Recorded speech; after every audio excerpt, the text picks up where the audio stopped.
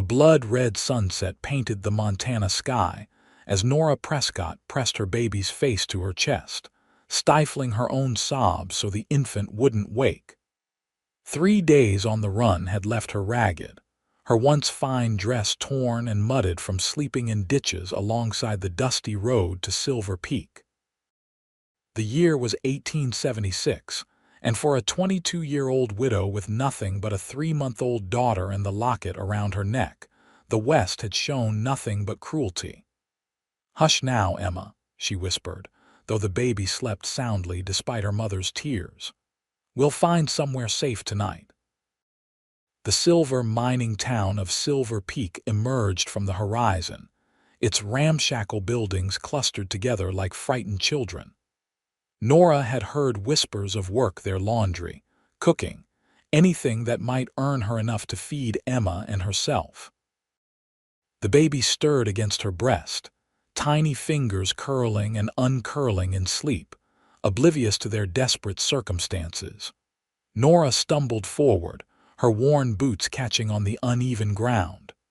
A wagon rattled past, the driver sparing her only a cursory glance before looking away.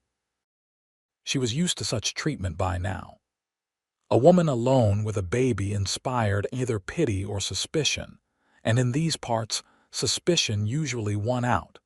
The main street of Silver Peak bustled with miners fresh off their shifts, the evening bringing a rowdy energy to the town. Nora kept her head down, clutching Emma tighter as she passed the saloon. Piano music and raucous laughter spilled out onto the street, and she quickened her pace. She had exactly 27 cents to her name, not enough for a room, barely enough for a meal. "You lost, madam." The voice startled her, deep and calm amid the chaos of the street. She turned to find a tall man watching her from beneath the brim of a worn cowboy hat. His face was tanned from the sun, eyes the color of the Montana sky, and despite her wariness, Nora couldn't help but notice the kindness in those eyes. "I'm looking for work," she said, straightening her spine despite her exhaustion, "and a place to stay." The man considered her for a moment, his gaze dropping to the sleeping bundle against her chest. "Name's Kieran Blackett. I run the livery stable at the edge of town." He gestured down the road. "There's a room above it that's empty. Used to be for the stable hand, but he moved on last month." Nora shifted uncomfortably. She'd learned the hard way that men's offers rarely came without expectations. "I can't pay much." Wasn't asking for payment just yet. Kieran removed his hat, revealing dark hair that curled slightly at the temples. "You look like you could use a rest before we discuss terms. The room ain't much, but it's clean." Emma stirred again, tiny face scrunching before settling back into sleep. Nora felt tears threatening again, this time from desperate hope rather than despair. "Why would you help us?" Kieran replaced his hat, shrugging broad shoulders beneath a faded blue shirt.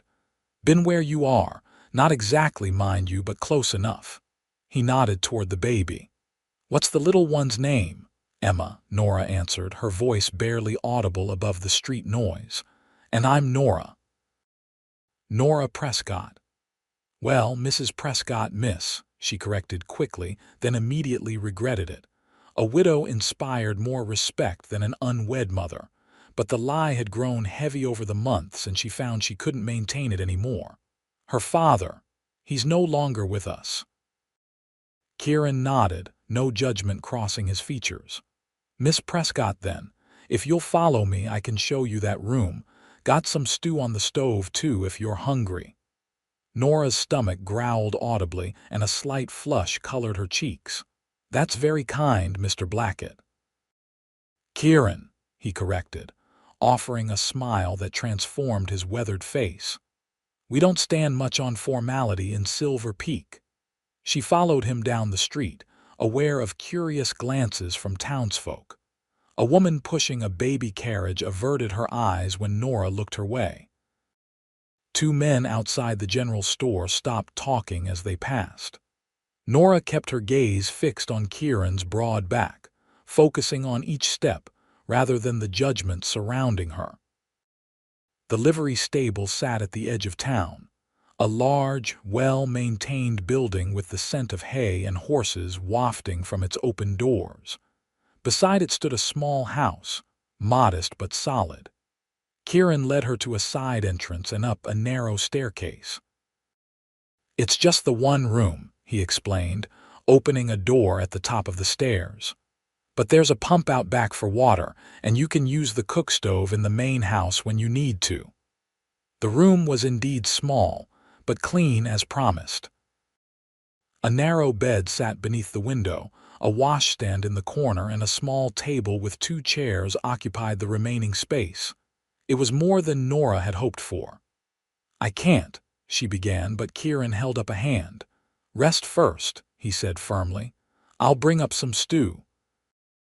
We'll talk tomorrow about work if you're still interested." When he left, Nora sank onto the edge of the bed, cradling Emma close as fresh tears spilled down her cheeks. She hadn't expected kindness, not after everything she'd been through. Part of her waited for the other shoe to drop, for Kieran Blackett to reveal what he truly wanted from her. But the stew he brought was hot and filling, served with a chunk of fresh bread and a glass of milk. He didn't linger, didn't make demands. He simply told her to bolt the door and get some sleep. That night, as Emma slept beside her, Nora gazed out the window at the stars hanging over Silver Peak, wondering if she'd finally found a place where they could start anew. Morning came with the sounds of the stable below, horses neighing, men calling to each other, the rhythmic scrape of a shovel against the ground. Emma woke hungry, and Nora fed her while trying to make herself presentable with the meager supplies she possessed. A knock at the door startled her. She opened it cautiously to find a young woman with bright red hair holding a basket. "Morning," the woman said cheerfully. "I'm Martha King. I run the general store with my husband. Kieran mentioned you might need a few things." She thrust the basket forward, revealing diapers, a tin of powdered milk, and some basic toiletries. "I can't accept," Nora began, but Martha waved her protest away. "Consider it a welcome to Silver Peak. We look after our own here." She peered around Nora to glimpse Emma. "Oh, she's beautiful." "How old?" 3 months, Nora answered, somewhat bewildered by the woman's friendliness. "Perfect. My Samuel is just 8 months. You'll have to bring her by the store sometime. It'd do him good to have another little one to play with." With that, Martha hurried back down the stairs, leaving Nora staring after her in confusion. Later, Nora ventured downstairs with Emma strapped to her chest. She found Kieran in the corral, working with a spirited chestnut mare. He moved with confidence, his voice low and soothing as he guided the horse in a circle. He spotted her and handed the lead rope to a young man before approaching. "Morning. Sleep well. Better than I have in weeks," she admitted. "Mr. Blackett, Kieran, I want to thank you for your kindness, but I need to know what sort of work you had in mind. I'm capable of many things, but I won't," she faltered, unsure how to phrase her boundaries delicately. Understanding crossed his face. "Nothing like that, Miss Prescott. The stable keeps me busy enough that I've been neglecting the books, and the house could use a woman's touch cooking, cleaning. I'd pay fair wages plus the room," he gestured toward Emma. "And you can keep the little one with you. I don't mind." It seemed too good to be true.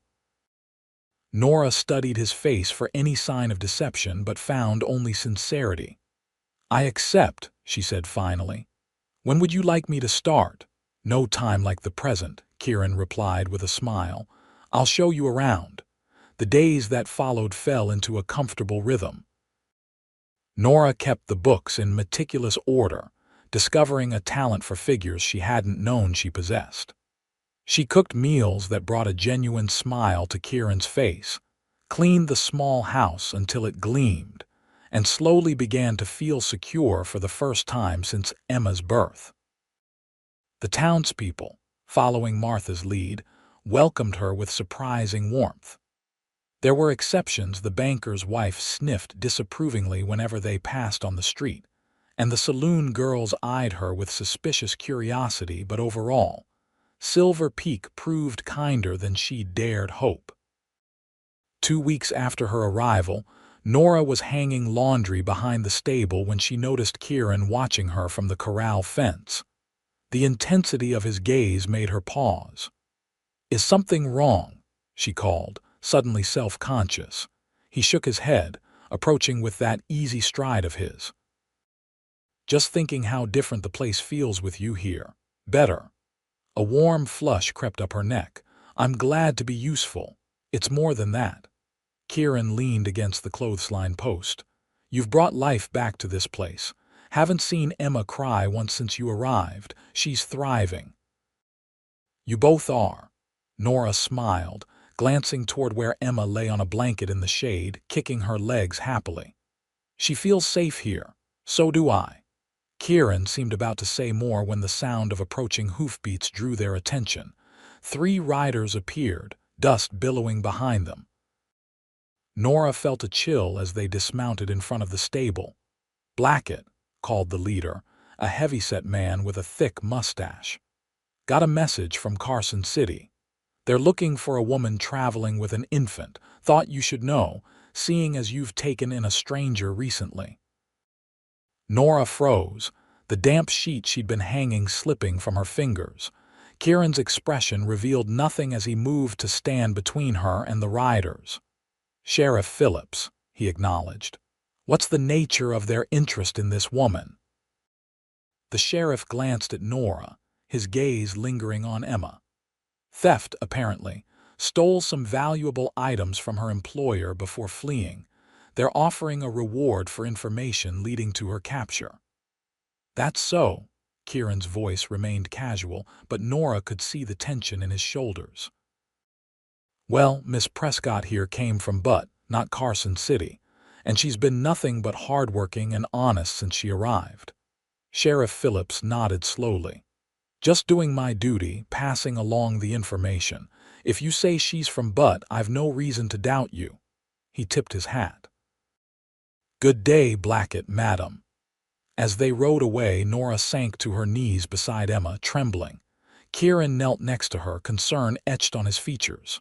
"Nora, what was that about?" She couldn't meet his eyes. "I should leave.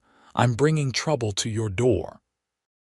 His hand on her arm stopped her when she tried to rise. "Talk to me. Whatever it is, we can figure it out." The kindness in his voice broke the dam she'd built around her secrets. Words poured out, halting at first, then in a rush. She told him about working as a housekeeper for Judge Wilson in Carson City, about the judge's son Thomas, who had pursued her relentlessly, promising marriage only to abandon her when she told him she was with child. "When Emma was born, Thomas's mother accused me of trying to trap her son into marriage. She claimed I stole her diamond earrings, a family heirloom, to fund my scheme. It wasn't true, but the judge believed her. They were going to take Emma away, claim I was unfit." Nora wiped tears from her cheeks. "So I ran. I've been running ever since." Kieran was silent for a long moment. "You didn't steal anything." "No, I swear it. All I took was what belonged to me and Emma." He nodded once, decision made. "Then you stay right here. Sheriff Phillips is a reasonable man. I'll speak with him, explain the situation." "Why would he believe you over a judge's family?" Kieran's smile held no humor. "Because Phillips and I served together in the war. He knows I don't lie. And because Judge Wilson's reputation has reached even Silver Peak, not as the upstanding citizen he pretends to be, but as a man who uses his position to bully those weaker than himself." Hope flickered in Nora's chest, tentative but real. "You do that for us. You barely know me." "I know enough," Kieran said softly, his gaze holding hers. "I know you're brave and kind. I know you'd do anything for your daughter. That tells me all I need to know about your character." That evening, after Emma had been fed and put to bed, Nora sat at the small table in her room, writing in the ledger by lamplight. A knock at the door revealed Kieran, a bottle of whiskey and 2 glasses in his hands. "Thought you might need this," he said, lifting the bottle. "I know I do after talking to Phillips." Her heart sank. "He didn't believe you, on the contrary." Kieran set the glasses down, pouring a measure into each. "He not only believed me, but had already suspected something similar. Turns out another girl who worked for the Wilsons passed through here last year with a similar story, though without a baby in tow. Relief washed over her. So we're safe, as houses." Kieran raised his glass. "Phillips is sending a wire to some contacts he has, building a case against the judge for a pattern of false accusations. It might take time, but eventually, you won't have to look over your shoulder anymore." Nora raised her glass to his, their fingers brushing momentarily. "I don't know how to thank you." "No need." Kieran's eyes held hers. "Having you and Emma here is thanks enough." The whiskey burned pleasantly down her throat, warming her from within, or perhaps it was Kieran's presence that caused the warmth spreading through her chest. Either way, for the first time in months, Nora allowed herself to relax completely. As spring turned to summer, Nora's role at the livery stable expanded. She had a natural way with the horses, and Kieran began teaching her about their care and training. Emma grew stronger daily, her chubby cheeks and ready smile making her a favorite among the townsfolk who frequented the stable. Nora noticed the way unmarried women eyed Kieran when he went into town, the way they found excuses to visit the stable. He was kind to them all but maintained a polite distance. Sometimes, she caught him watching her when he thought she wasn't looking, his expression unreadable. In late July, a heat wave settled over Silver Peak, making the days long and uncomfortable. Nora took to bathing Emma in a small tin tub on the back porch in the evenings, letting the baby splash and giggle in the cool water. One such evening, Kieran returned from town earlier than expected, stopping at the sight of them. Emma immediately reached for him, water droplets flying from her tiny fingers. "Well, look at you," he chuckled, crouching beside the tub.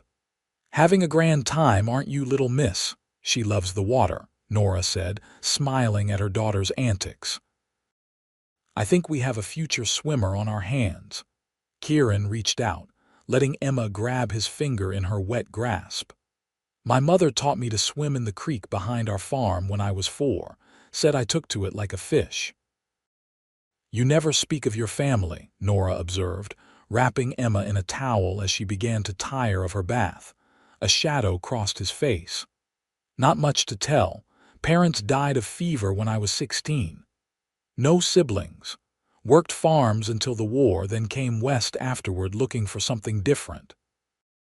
"And did you find it?" Nora asked, lifting Emma into her arms. His gaze met hers, intense and searching. "I believe I'm starting to." The moment stretched between them, fraught with unspoken feelings until Emma's sleepy whimper broke the spell. Nora cleared her throat, suddenly flustered. "I should get her to bed." Kieran nodded, rising to his feet. "I brought something back from town." He retrieved a package from his saddlebag, unwrapping it to reveal a small wooden horse, beautifully carved. "Thought Emma might like it when she's a bit older." Nora's throat tightened at the gesture. "She'll treasure it. Thank you." Later, after Emma had been settled in the cradle Kieran had built for her, Nora sat on the porch steps, enjoying the cooler evening air. Kieran joined her, their shoulders nearly touching in the narrow space. "Martha invited us to Sunday dinner after church," he mentioned, his voice casual. "Said Samuel misses Emma's company." "That's kind of her." Nora hesitated. "Though I'm not sure about church. It's been some time since I attended and I'm not certain how welcome I'd be." Kieran turned to face her. "You'd be with me. Anyone who has a problem with that will answer to me. The protectiveness in his voice sent a shiver through her that had nothing to do with the evening breeze. "Are you asking to escort me to church, Kieran Blackett?" A slow smile spread across his face. "I suppose I am," Nora Prescott.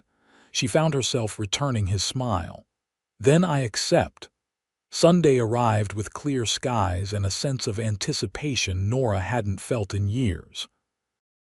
She dressed Emma in her best gown one Martha had given her, saying Samuel had outgrown it, and put on her own soul-good dress, a blue cotton that brought out the color of her eyes.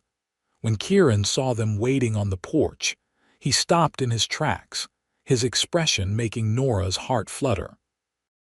He'd shaved close and wore a clean shirt with a string tie, his hair slicked back with water. "You look beautiful," he said simply, offering his arm. They walked to the small white church together, Emma cradled in Nora's free arm. She felt the stares of townspeople as they entered, some curious, some approving, a few disapproving. But with Kieran beside her, his solid presence reassuring, Nora found she could hold her head high. The service passed in a blur of hymns and prayer, Emma remaining miraculously quiet throughout.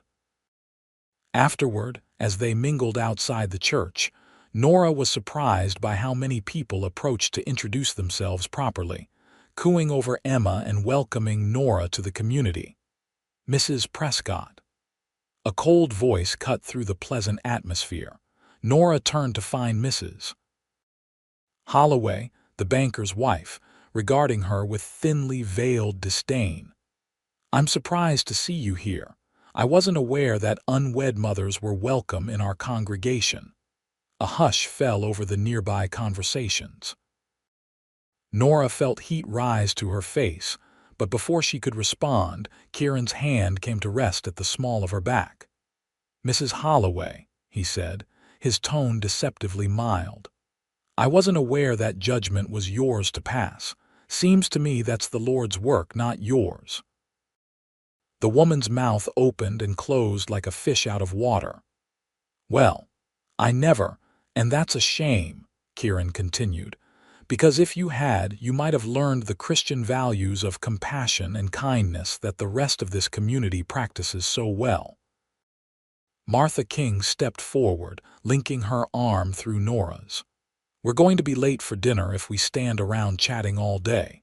Mrs. Holloway, I'm sure you have your own plans." With that, she guided Nora and Kieran away, leaving the banker's wife sputtering in their wake. Dinner at the King's home was a joyous affair.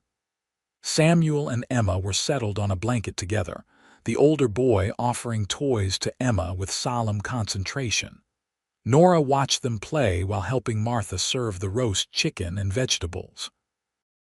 "Don't mind Holloway," Martha said quietly as they worked. "Her husband controls the purse strings so tight she can barely breathe, so she takes it out on anyone she perceives as beneath her." "I'm used to it," Nora admitted. "It's Kieran I'm worried about." "I don't want him facing social censure because of me," Martha laughed. Kieran Blackett couldn't care less what people like the Holloways think of him. He's respected in this town because he's honest and hardworking, not because he attends every social function or kisses up to the right people. She glanced toward the dining room where Kieran and Martha's husband Robert were deep in conversation. "And I've never seen him look at anyone the way he looks at you." Nora nearly dropped the bowl she was carrying. "We're not he's my employer." "Mm." Martha's knowing smile made Nora blush. "And Robert was just my customer when he first came into my father's store. Yet here we are, 5 years married with Samuel over there trying to steal your Emma's rattle." The autumn brought cooler temperatures and new challenges. A dispute over water rights between local ranchers threatened to spill over into violence, with the livery stable caught in the middle as both sides boarded their horses there. Kieran found himself playing peacemaker more often than he liked, coming home each evening with tension etched on his face. Nora did what she could to ease his burden, having hot meals ready and maintaining a peaceful home. Emma, now crawling and babbling constantly, never failed to bring a smile to his face, even on the hardest days. One crisp October evening, Kieran returned from a particularly difficult meeting between the ranchers. Nora had just put Emma to bed and was sitting by the fire, mending one of his shirts. He sank into the chair across from her, running a hand through his hair in frustration. "Bad day?" she asked, setting aside her sewing. "Stubborn fools, the lot of them," he muttered. "They'd rather shoot each other than compromise, and they don't seem to care who gets caught in the crossfire." Nora rose and poured him a cup of coffee, adding a splash of whiskey from the bottle he kept on the shelf. "Here, this might help." Their fingers brushed as he took the cup, that now familiar spark passing between them. "You always know just what I need," he said softly.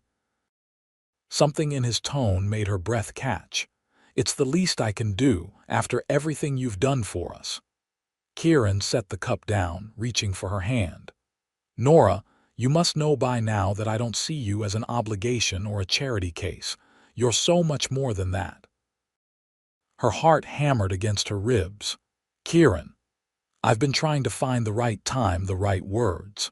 He stood, still holding her hand, bringing them face to face. "I'm not a fancy man with poetic speeches, but I know what I feel and I can't keep it inside anymore." Nora could scarcely breathe as he continued, his voice low and earnest. "I love you, Nora Prescott.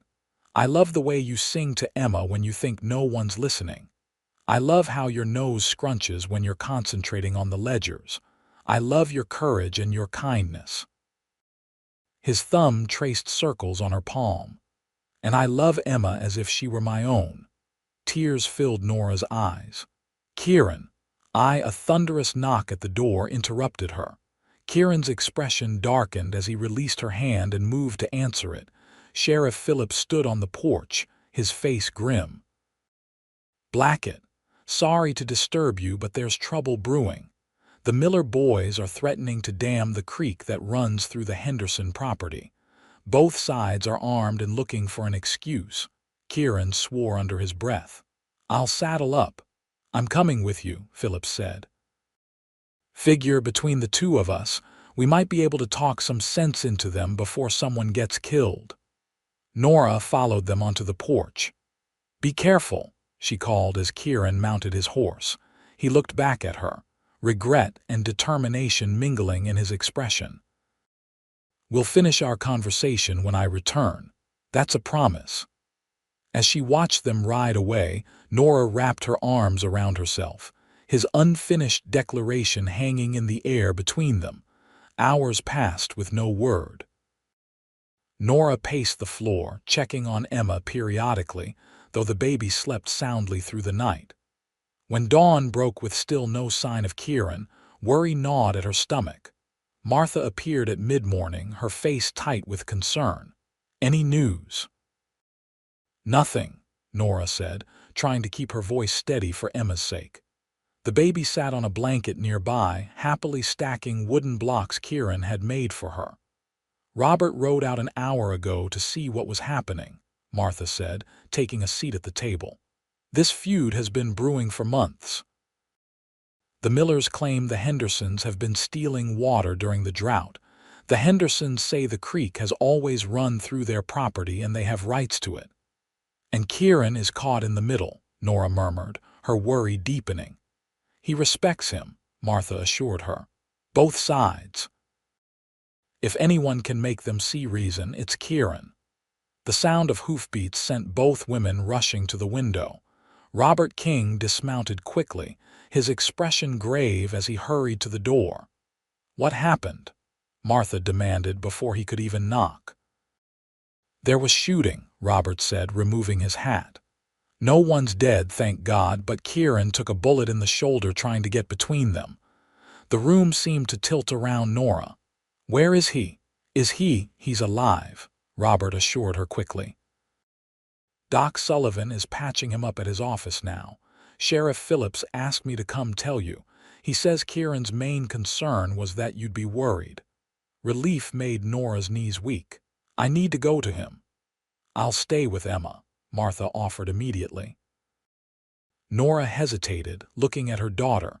She'd never left Emma before, not even for an hour. "Go," Martha insisted, already moving to gather Emma into her arms. "That man loves you something fierce. He needs you now."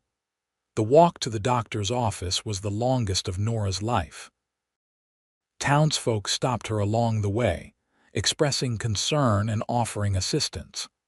By the time she reached the small building with Dr. Sullivan painted on the window, it seemed all of Silver Peak knew what had happened. The doctor's wife, a kind woman with silver-streaked hair, met her at the door. "He's asking for you, dear. Lost some blood, but the bullet went clean through. He's a lucky man." Kieran lay on a narrow bed in the back room, his left shoulder heavily bandaged, his face pale against the white pillowcase. Sheriff Phillips sat beside him, rising when Nora entered. "Miss Prescott," the sheriff acknowledged. "He's been refusing laudanum until he saw you were all right."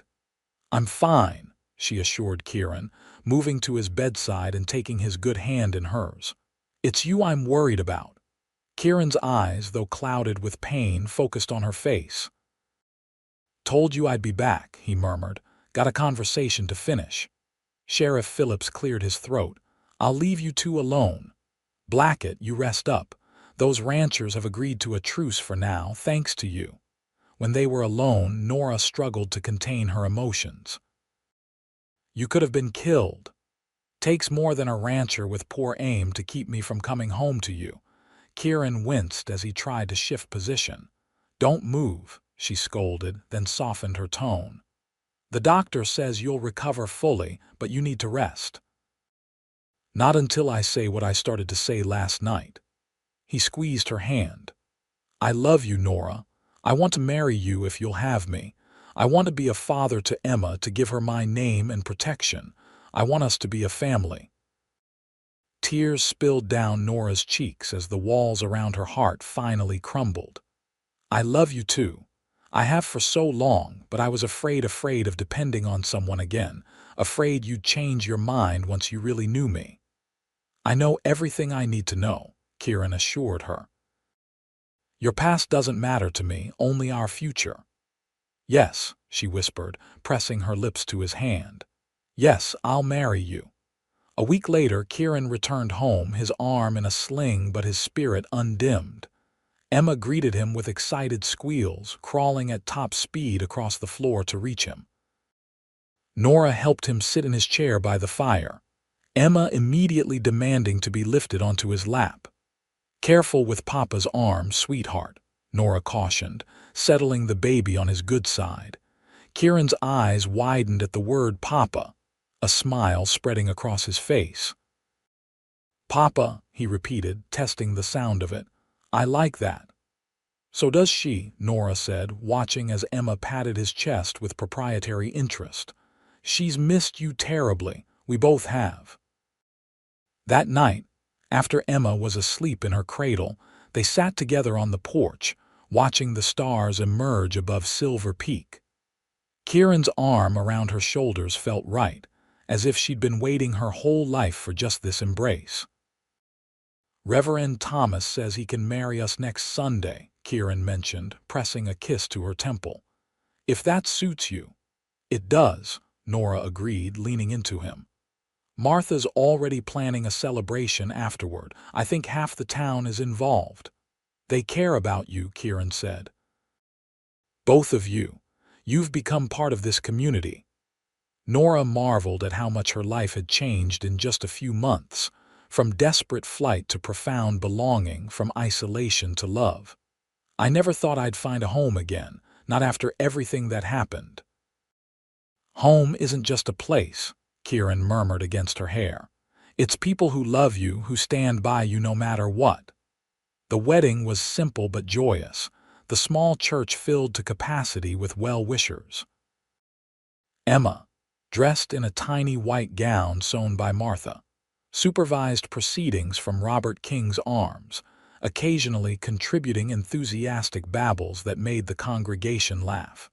Nora wore a dress of pale blue silk, a gift from the women of Silver Peak who had pooled their resources to provide it. Kieran, his injured arm now free of the sling though still tender, looked at her as if she were the most precious sight he'd ever beheld. I, Kieran James Blackett, take thee, Nora Elizabeth Prescott, to be my lawfully wedded wife, he vowed, his voice steady and sure. To have and to hold, from this day forward, for better or worse, for richer or poorer, in sickness and in health, to love and to cherish, till death do us part. When it came time for Nora to speak her vows, she found her voice trembling with emotion. I, Nora Elizabeth Prescott, take thee, Kieran James Blackett, to be my lawfully wedded husband. The words flowed from her heart, a promise she made without reservation. To have and to hold, from this day forward, for better or worse, for richer or poorer, in sickness and in health, to love and to cherish, till death do us part. By the power vested in me, Reverend Thomas concluded, I now pronounce you husband and wife. You may kiss your bride. Kieran's kiss was gentle yet filled with promise, sealing their bond as cheers erupted around them. When they turned to face the congregation as Mr. and Mrs. Blackett for the first time, Emma reached for them from Robert's arms, clearly unwilling to be left out of the celebration.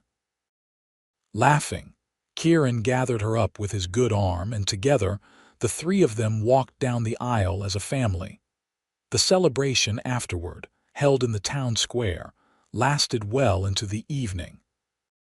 Lanterns were strung between buildings, casting a warm glow over tables laden with food contributed by every household in Silver Peak. Music from fiddles and a piano brought from the saloon encouraged dancing, and even Sheriff Phillips was seen taking a turn with the doctor's wife. As twilight deepened, Nora found herself seated beside Kieran at the head table, Emma sleeping peacefully in her arms despite the noise around them.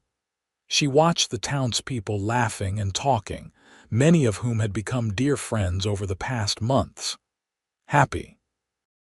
Kieran asked, his hand covering hers on the table. More than I ever thought possible, she answered truthfully. Though I keep expecting to wake up and find this has all been a beautiful dream. He lifted her hand to his lips. If it is a dream, then we're sharing it. And I have no intention of waking up. Martha approached, Samuel dozing against her shoulder. Time we got this one to bed, she said, nodding at her son. And I imagine you three might want some time alone as well. The walk home was quiet, the night air cool against their skin. Emma slept in Nora's arms, her little face peaceful in the moonlight. Kieran carried a lantern to light their way, his other hand resting at the small of Nora's back. When they reached the house, their house now, truly Kieran paused at the threshold. Wait, he said, setting down the lantern. Before Nora could question him, he'd swept her and Emma into his arms, being careful of his healing shoulder. Kieran, she gasped. Your injury is fine, he assured her, carrying them over the threshold.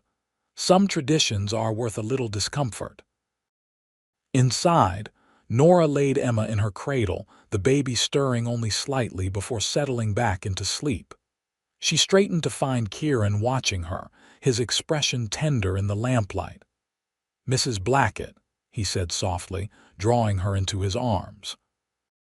I like the sound of that, she admitted, lifting her face to his. Their life together settled into new rhythms as winter approached. Kieran expanded the livery stable's operations, hiring 2 young men from town to help with the increased workload. Nora continued to manage the books, but also found time to establish a small school for the younger children of Silver Peak, teaching basic reading and arithmetic 3 mornings a week in a room above the general store. Emma thrived under their care, growing stronger and more curious daily. By December, she was pulling herself up on furniture and taking tentative steps while holding Kieran's hands. Her first clear word was Papa, which Kieran claimed was proof of her excellent judgment. The feud between the ranching families had been temporarily resolved with Sheriff Philip's help, but tension still simmered beneath the surface of civility. Kieran kept his distance from the dispute, focusing instead on his growing business and family. As Christmas approached, Silver Peak was transformed by a heavy snowfall that blanketed the mountains and town in pristine white. The livery stable was busier than ever, as travel became more difficult, and those with horses sought shelter for their animals from the bitter cold. One evening, as Kieran and Nora sat by the fire after Emma had been put to bed, a knock at the door startled them. Visitors were rare after dark, especially in such weather. Kieran opened the door to find a young woman standing on their porch, snow coating her threadbare coat and hat. She clutched a small bundle to her chest, and her face was pale with cold and exhaustion. "Please," she said, her voice barely audible above the howling wind. "I was told you might help me." Nora was already moving forward, ushering the woman inside. "Come in before you freeze to death." Kieran stoked the fire. The woman stumbled to the chair Nora offered, revealing that the bundle she carried was a baby, no more than a few weeks old. "My name is Lucy," she said, trembling with cold and fatigue. "Lucy Davis, my baby. He's hungry, but I haven't been able to." Her voice broke. "Let me take him," Nora offered gently. "I'll warm some milk while you get warm."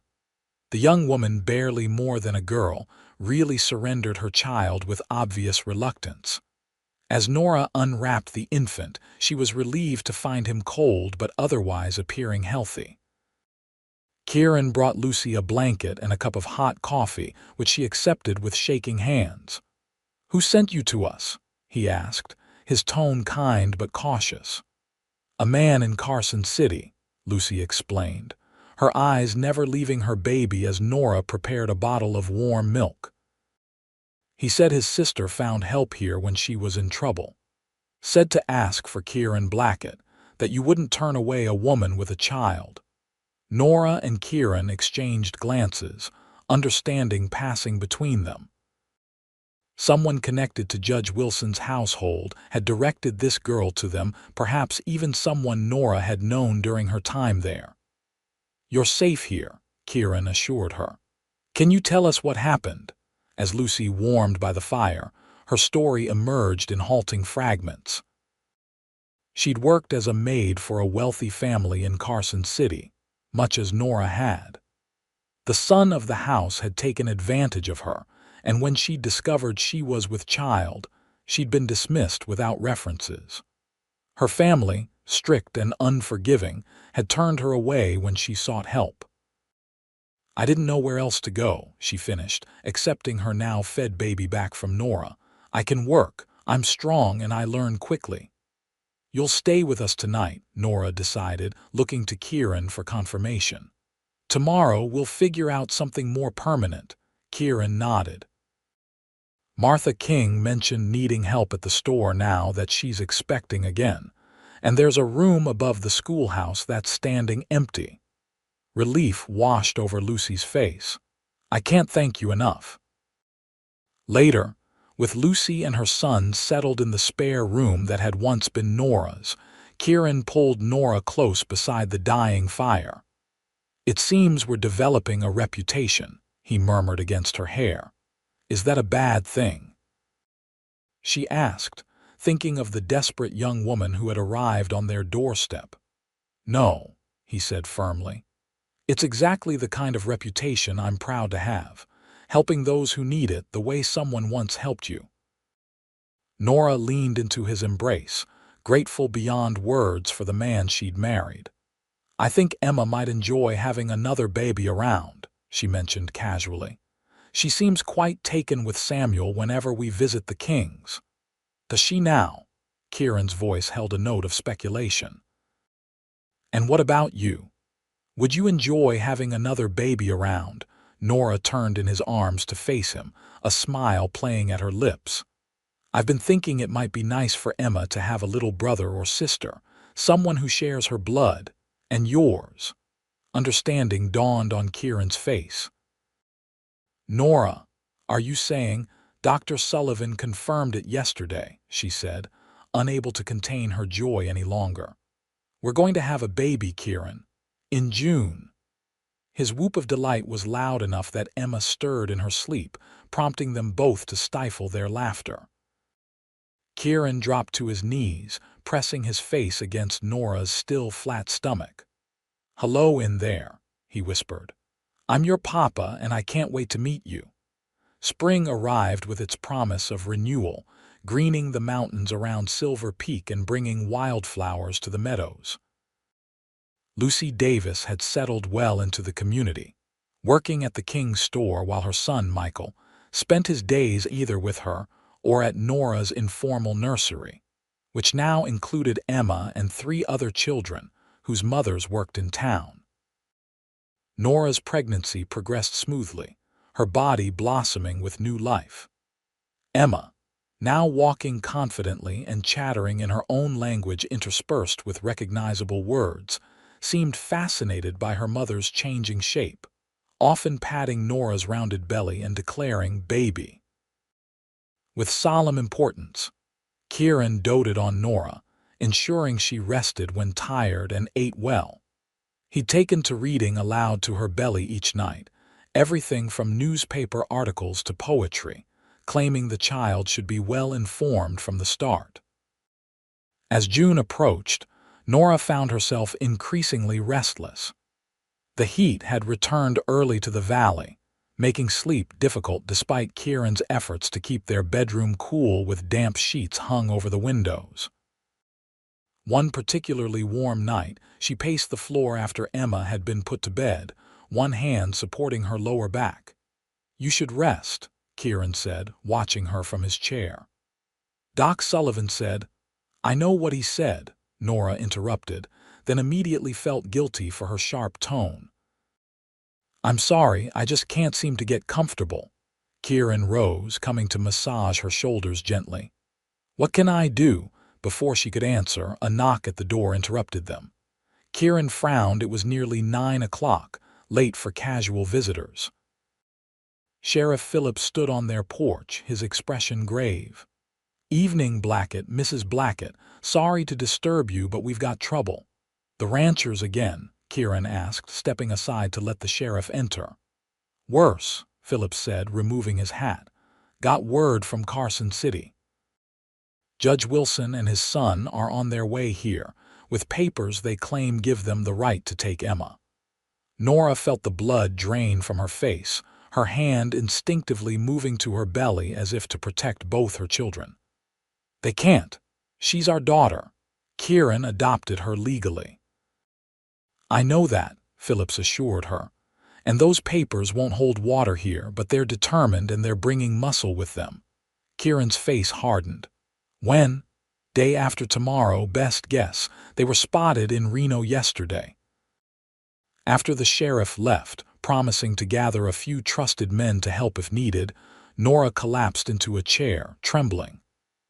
"They're never going to leave us alone, are they?" Kieran knelt before her, taking her hands in his. "Listen to me. They will not take our daughter. I won't let that happen. Neither will Phillips or Robert King or any of the dozen other men in this town who would stand with us." "But why now?" Nora whispered. "After all this time, Emma doesn't even know them.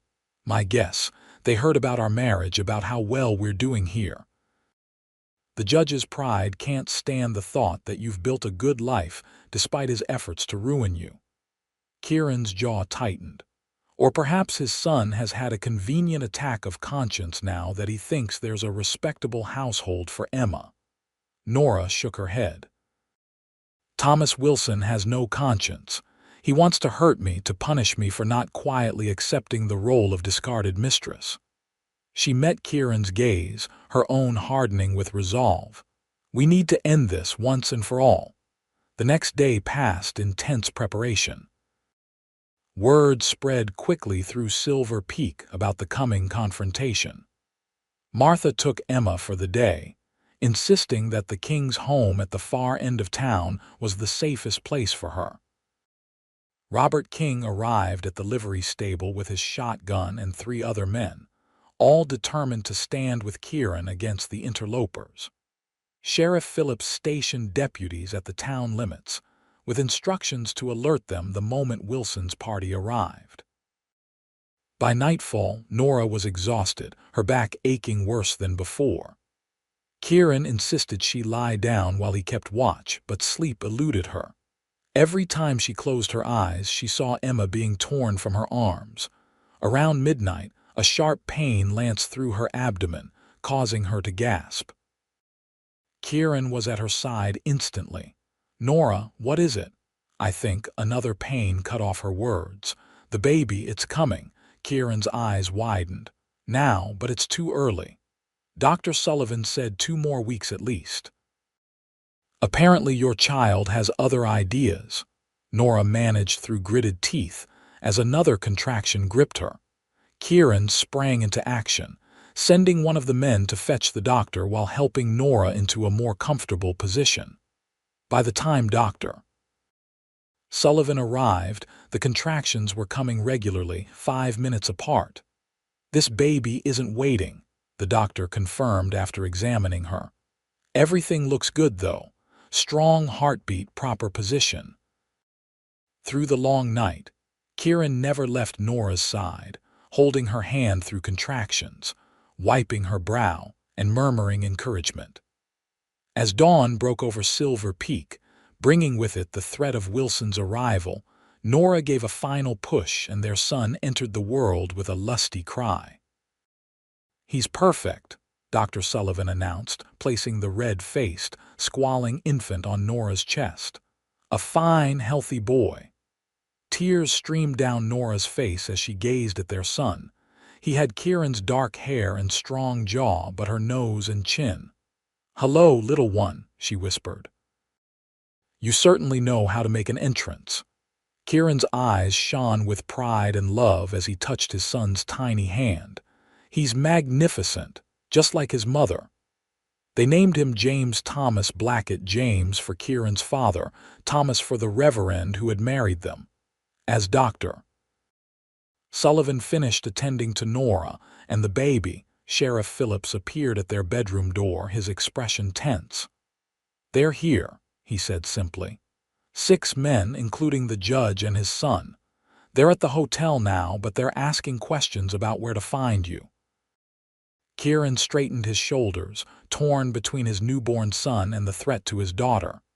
"Tell them I'll meet with them, alone, at the sheriff's office in 2 hours. "Kieran, no," Nora protested weakly, clutching baby James to her chest. "It's too dangerous." "Trust me," he said, pressing a kiss to her forehead. "This ends today one way or another." 2 hours later, Kieran stood in Sheriff Phillips' office, waiting. He'd bathed and changed into clean clothes, but his face showed the strain of the sleepless night and the weight of what was at stake. The door opened, admitting Judge Wilson and his son Thomas. The judge was a tall, imposing man with silver hair and cold eyes. His son was younger, handsome in a polished way, but with a weak chin and shifty gaze. "Mr. Blackett," the judge acknowledged stiffly. "I understand you've been harboring my grandson's mother." "My wife," Kieran corrected, his voice calm but firm, "is at home with our newborn son who arrived this morning. Our daughter Emma is safe with friends." Thomas Wilson stepped forward, his face flushing. "Emma is my daughter." "I have rights." Kieran's laugh held no humor. "You abandoned her mother when she needed you most. You stood by while your family accused her of theft to cover your own cowardice. You have no rights here." Judge Wilson's expression darkened. "We have papers.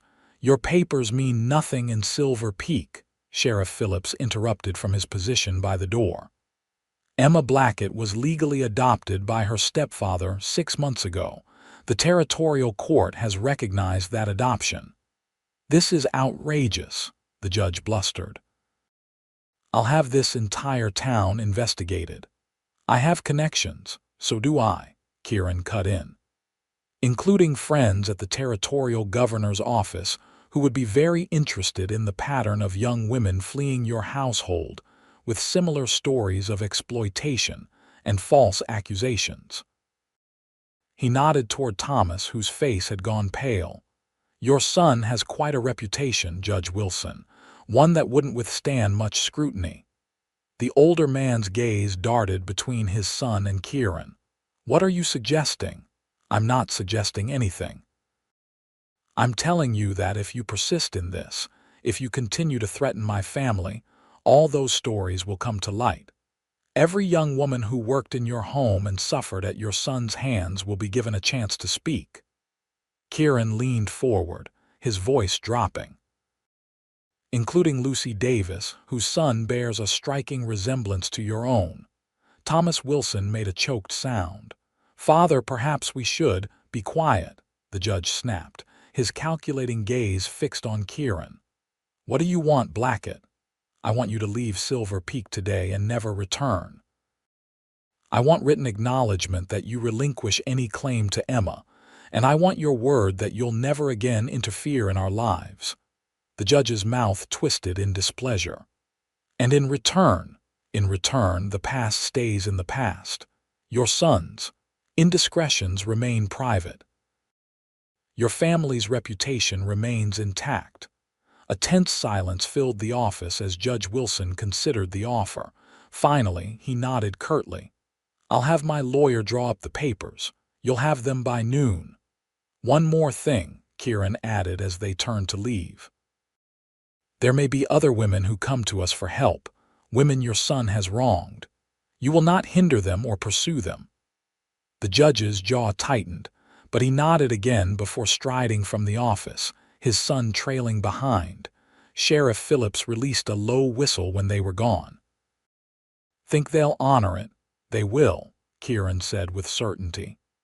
The judge cares about his reputation more than anything, and I wasn't bluffing about those connections.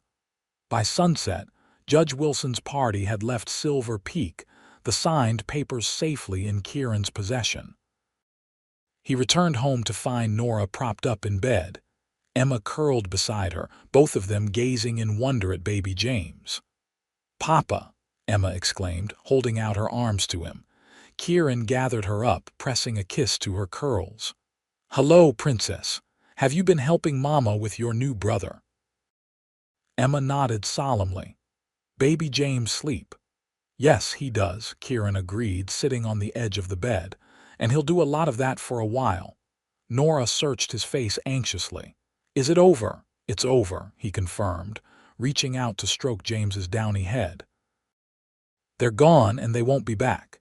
Emma is ours now and always. Relief washed over Nora's features, and for the first time since the sheriff's warning, she truly relaxed. Our family is complete. Kieran smiled, looking from his wife to his children. For now, he teased. Though perhaps we should wait a bit before adding to it again.